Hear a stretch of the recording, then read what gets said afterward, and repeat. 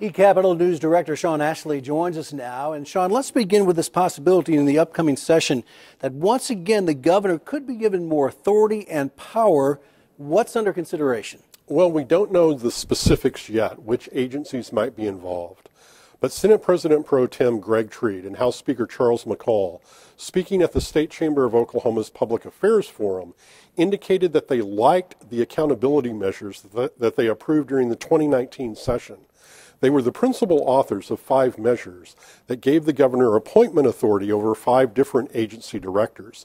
So it looks like they're going to be moving in that direction again, but we just don't know the agencies yet. But possibly more power for the executive branch. Exactly. Interesting. Oklahoma's General Revenue Fund exceeding expectations in November, but maybe down a little bit from last year. That's right. What we saw in terms of both the General Revenue Fund collections and the overall gross revenue collections were that we were trailing behind where we were a year ago. And officials are kind of keeping an eye on this because one of the areas where we are trailing is in sales and use tax. And these are good indications of consumer sentiment, how people are feeling about spending money.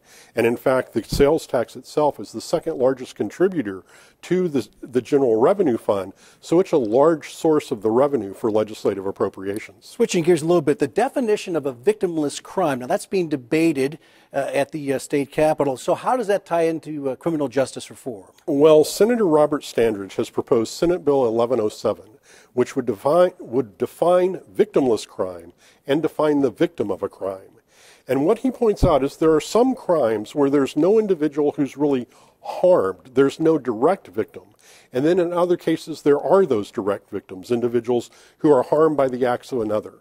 He says he believes this distinction is necessary in order for criminal justice reform to really begin to address those issues where you have offenses that do not harm individuals and maybe should be considered in another way. Okay, so related to that, the Pardon Parole Board will hold another single-stage commutation soon. What's involved? Yes, back on November 1st, they held the House Bill 1269 single-stage commutation hearing, where more than 420 Oklahomans were ultimately released from prison.